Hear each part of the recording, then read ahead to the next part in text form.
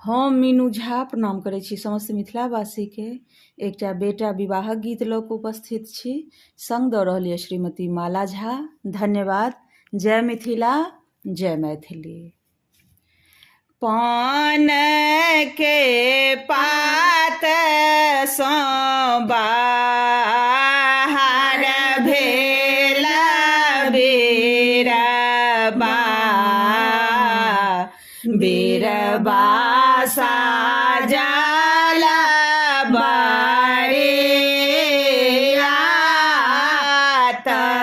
हे, से हो बेरबा चढ़े दुल्हा गेला ससुर रे, साझे चलल बारियात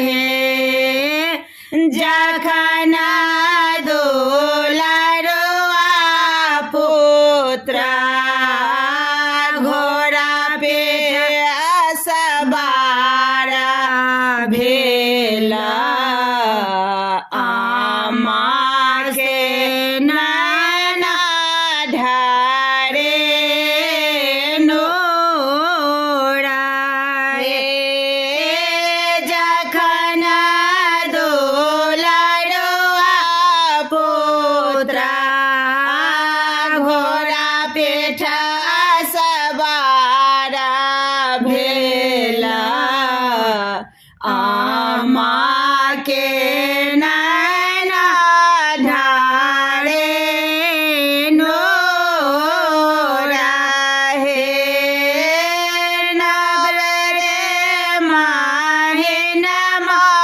बाबू ओद्रा मेरा खाला, बाते सासोआ दूध पे आए, हाथ काजर बाबू समाए समानमा,